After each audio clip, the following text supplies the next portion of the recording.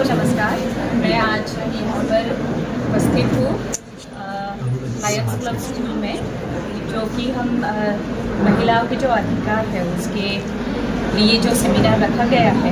क्योंकि हम NCW में जब हम काम करते हैं तो हमने देखा कि 50% पॉपुलेशन महिला का है, लेकिन उनमें से जो पीड़ित है महिला वो जो शिक्षित है, जो रूरल एरिया से है, वो भी विक्टिम बन जाती है। तो कैसे महिलाओं तक उनके राइट्स, उनके अधिकार को पहुंचाने के लिए हम प्रयास करते हैं। तो आज ह्यूमन राइट्स एसोसिएशन के साथ हमने सोचा कि अपने महिलाओं को उनके और जानकारी देना, उनके राइट्स, उनके रिस्पॉन्सिबिलिटीज और उनके कंट्रीब्यूशन को महत्व दिलाना, हमने ये सेमिनार यहाँ पर कंडक्ट किया। एक जीता जागता उदाहरण, हमारी संस्था में करीब 87% महिलाएं सेवा प्रदान कर रही हैं। और आप इसमें से किसी से थोड़ा सा इंटरेक्शन भी कीजिएगा। ये लोग जो यहाँ सेवा प्रदान कर रहे हैं और उनको जो कुछ मिल रहा है उससे भी ज्यादा, मैं दावे के साथ हम कहना चाहते हैं, उनको जो सम्मान देते हैं नारी के रूप में बहुत ज्यादा। हमें पूरा आत्मविश्वास है कि हमारी कोई भी महिला हमारी मैनेजमेंट से, हमारे मंडल से नाराज नहीं। आपको तनख्वाह भी मिल जाएगी, लेकिन नारी के रूप में जो सम्मान इस धरती पे मिलता है, मुझे नहीं लगता अगर हम गलत है तो बता सकते। देश में 8 मार्च दिवस मनाया जाता है। कभी कभी हमें बड़ा कष्ट होता है कि नारी शक्ति के बिना ये सृष्टि संभव ही नहीं है। तो आज ये क्यों नौबत आ रही है कि हमें नारी के सम्मान के लिए ऐसे कार्यक्रम करने पड़ते हैं। ये बड़ी दुखद बात है। समाज को अपनी सोच, अपना विचार, अपनी दृष्टि बदलनी होगी। कहीं कहीं हम देखते हैं नारी ही नारी को सम्मान नहीं देती है। महिला में अगर कुछ ऐसा कोई अमेंडमेंट हम ला सकते हैं या कोई विशेष बात कर सकते हैं तो हमें इस पे हमें सोचना चाहिए। पुरुषों में भी एक कमी जरूर है। महिला को अगर विकसित होते हुए देखते हैं, उनका उत्थान होते हुए देखते हैं, कुछ नया पाते हैं कोई महिलाएं, तो जरूर हमारे पुरुष उनके ऊपर कोई कमेंट करते हैं। जब हम देवी शक्ति की बात करते हैं तो नारी का जो रूप है, देवी का रूप है, तो उनको हम सम्मान क्यों नहीं दे सकते? हमारे घर में भी माँ, बेटियां, बहन, बहू सब लोग हैं।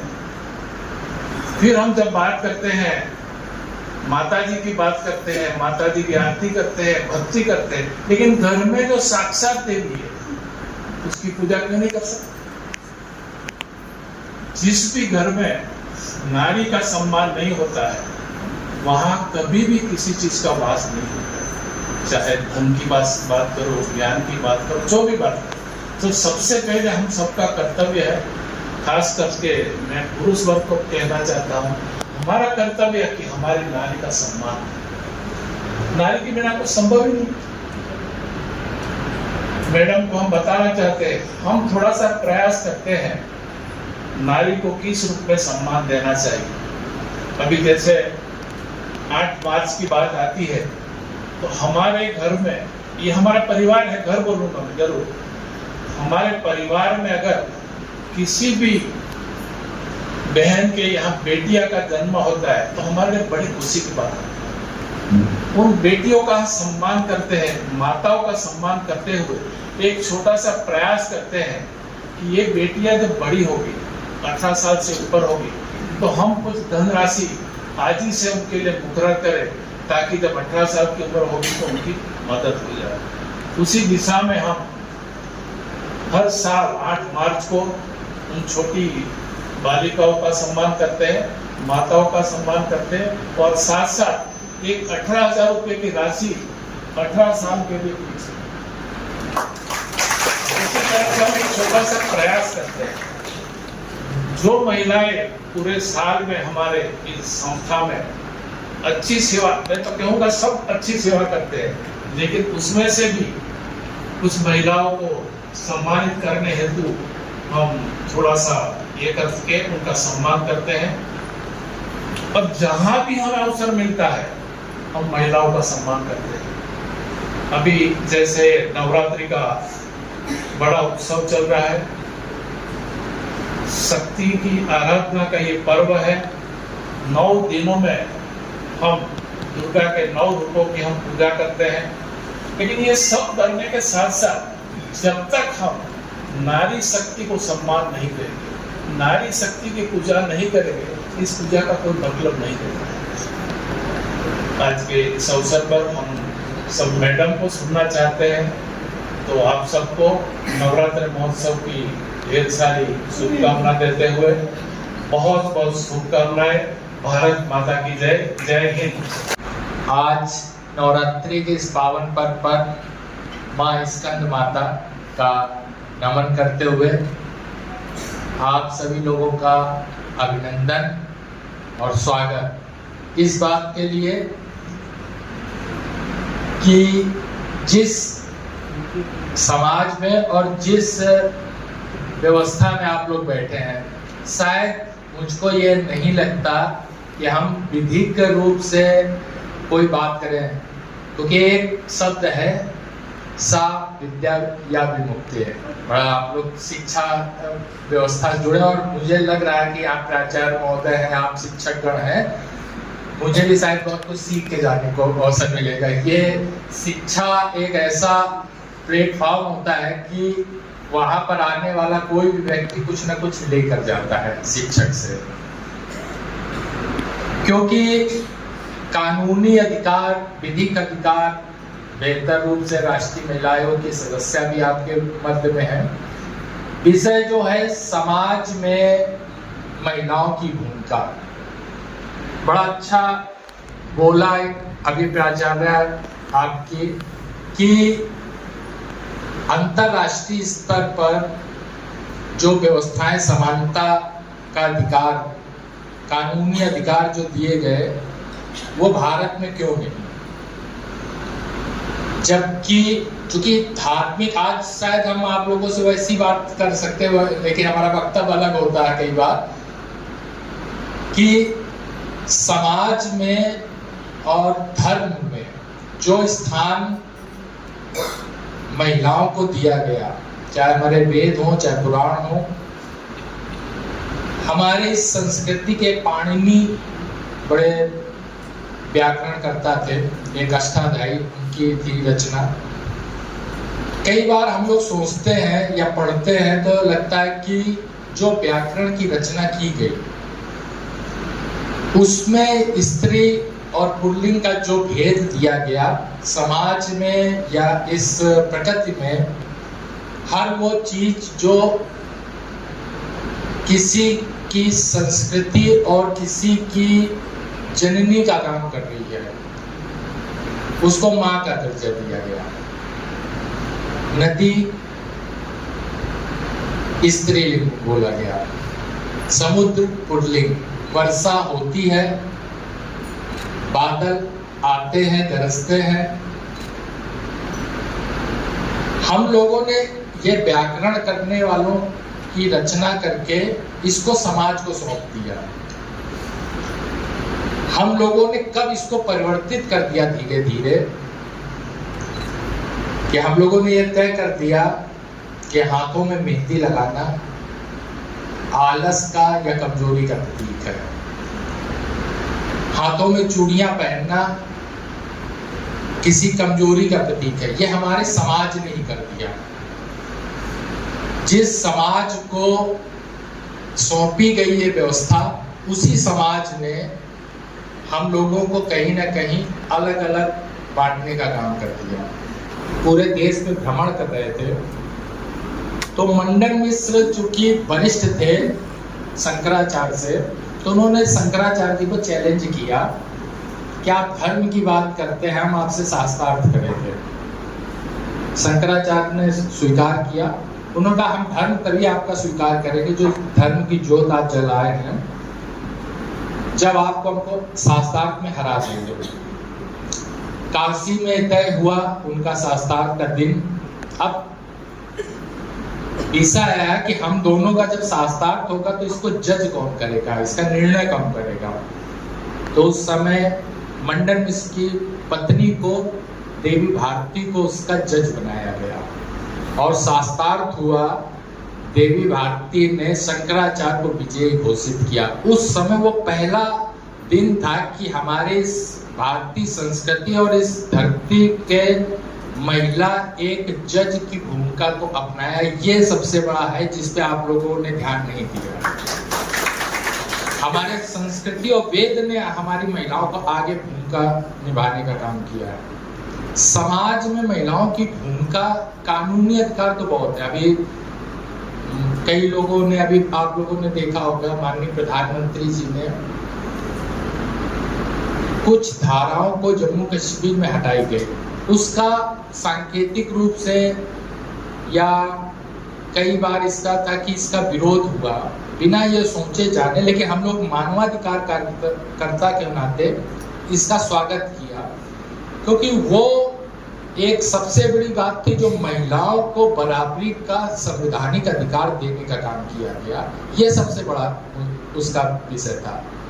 हम समानता का आर्टिकल 14 से लेकर और हम 22 तक जो अनुच्छेद पढ़ते हैं मानवाधिकारों के, उसमें बहुत से अधिकार दिए गए हैं, लेकिन क्या हम उन अधिकारों को आम जनमानस तक क्रियान्वित करने का काम कर पा रहे हैं?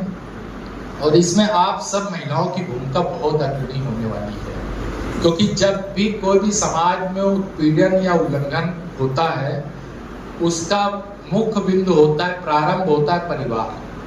हम लोगों मानवाधिकार का जब उसका विस्तृत वर्णन करते हैं या कैटेगराइज किया जाता है, तो 3-4 उस पे होता है कि परिवार, पड़ोस, समाज और शासन प्रशासन। हम लोगों ने उल्टा कर दिया है आज की तारीख पे। जब भी कोई उत्पीड़न या उस तरह की बात आती है तो हम शासन प्रशासन को ऊपर रख लेते हैं कि सरकार खराब है, कानूनी व्यवस्था खराब है, लेकिन उसको आप पलट के जब देखेंगे कि शुरुआत कहाँ से हुई किसी भी उल्लंघन की, प्रताड़ना की, वो परिवार से होती है। वहां से जब तक काम शुरू नहीं होगा, या जो आप जैसे समाज के लोग हैं जो शिक्षा या जागरूकता आप भी कर रहे हैं, ये केवल इसलिए नहीं कि आप सब्जेक्ट्स पढ़ा रहे हैं, आप जागरूकता इस बात की कर रहे हैं कि समाज में आने वाले वो बच्चे, उनका भविष्य का आपका बेहतर निर्माण कर सके।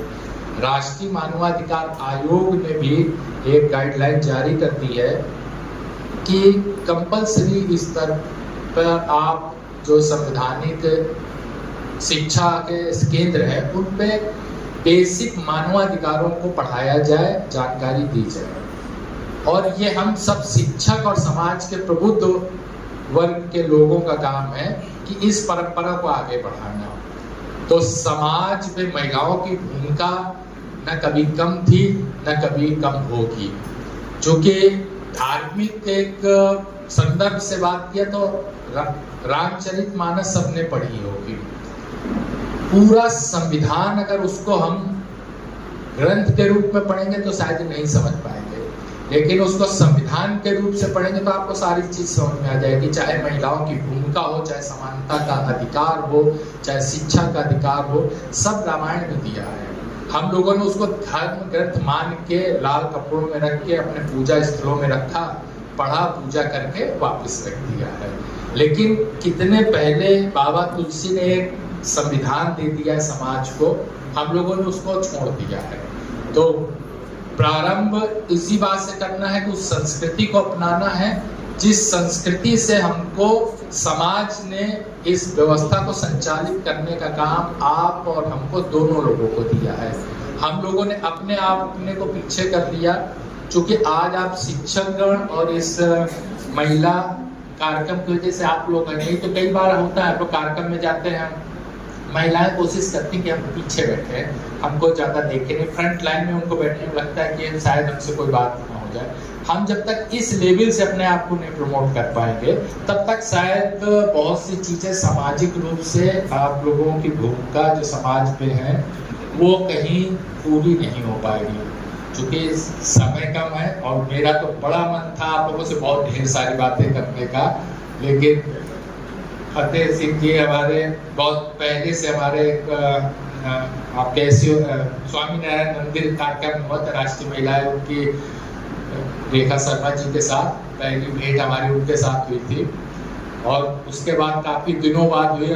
कल भी हमने बात की कि नहीं आप आइए, और हम तो आपके शहर में आ गए, आप अपना शहर छोड़ के चले गए हैं, तो वो आए तो धन्यवाद आपका भी कि इस अवसर पे एक बार आपके साथ बैठने का अवसर मिला।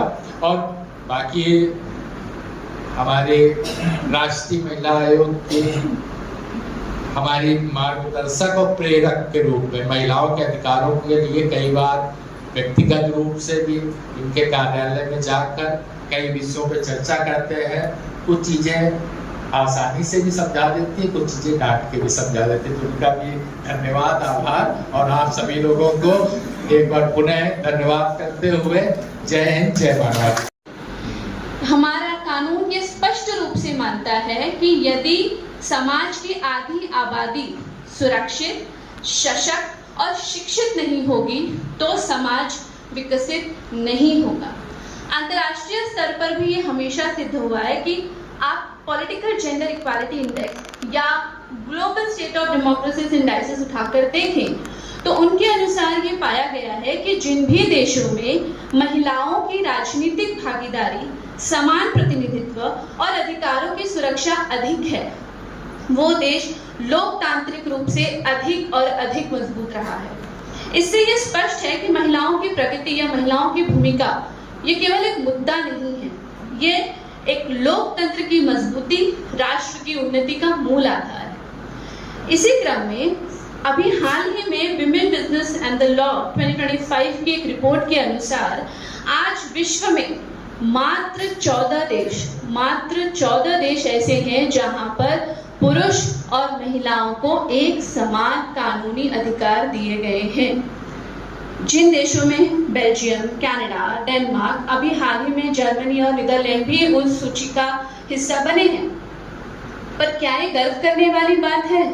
क्या ये गंभीर चिंता का विषय नहीं कि जिस देश में नारीत्व को पूजा जाता है, जहां पर नारी के सम्मान में हम साल में 2 बार 9 दिन समर्पित करते हैं, वो देश आज इस सूची का हिस्सा नहीं।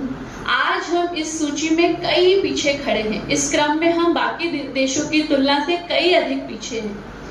वैश्विक स्तर पर महिलाओं के सम्मान और आधिकारिक दृष्टि में हम जहां सबसे पीछे खड़े दिखाई देते हैं, यह स्थिति हमें यह सोचने पर मजबूर करती है कि क्या सांस्कृतिक सम्मान और धार्मिक प्रतीकों से काम चल जाएगा? क्या हमें वास्तविक जीवन में महिला सुरक्षा, सम्मान और अधिकारों की एक गारंटी नहीं देनी होगी? महिला अधिकार का मतलब सिर्फ बराबरी का अधिकार नहीं है, बल्कि सुरक्षा, सम्मान और आत्मनिर्भरता भी है। एक बेटी जब पढ़ लिख कर अपने सपने पूरे करती है, एक बहन जब घर से निकलते हुए अपने आप को सुरक्षित महसूस करती है, एक माँ जब गर्व से अपने बच्चे का भविष्य संवारती है, तभी समाज आगे बढ़ता है। आज भी महिलाएं कई जगहों पर हिंसा, भेदभाव और असमानता झेल रही हैं। ये केवल महिलाओं का मुद्दा नहीं है, बल्कि पूरे समाज की कमजोरी है। अगर कभी आगे विकसित होकर बढ़ नहीं सकता। हम सब जानते हैं कि महिला अधिकार केवल कानून बनाने से नहीं मिलेगा। समाज में बदलाव तभी संभव है जब नारी स्वयं जागरूक होगी। अधिकार जानने का ही नहीं, बल्कि उनके लिए खड़े होने की भी जरूरत है। जब महिलाएं खुद शिक्षा को प्राथमिकता देंगी, जब महिलाएं स्वयं अपने स्वास्थ्य और आत्मनिर्भरता को प्राथमिकता देंगी, अपने हक पर आवाज उठाएंगी, तभी ये आंदोलन सच्चे अर्थों में सफल होगा।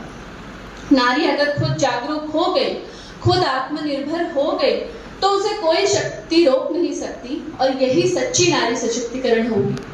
अंत में अपने इस पूरे वक्तव्य को एक सारांश देने के लिए मैं कुछ पंक्तियां आप सबके समक्ष रखूंगी।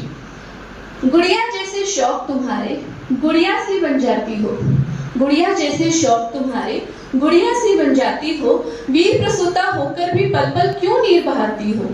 अरे शक्ति स्वरूपा हो तुम जगदम्बा की अवतारी हो, शक्ति स्वरूपा हो तुम जगदम्बा की अवतारी हो, क्या दुर्योधन क्या दुशासन तुम काल पर भारी हो।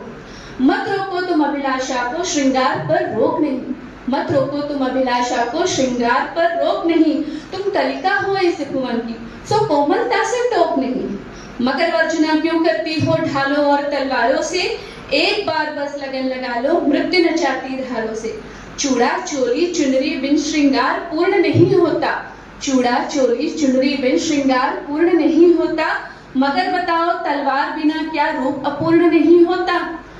रणचंडी को रक्त बीज का रक्तिम रूप दिखाएंगे, रणचंडी को रक्त बीज का रक्तिम रूप दिखाएंगे, तुम खुद अपना चीर बचाओ कृष्ण कहाँ तक आएंगे, कृष्ण कहाँ तक आएंगे।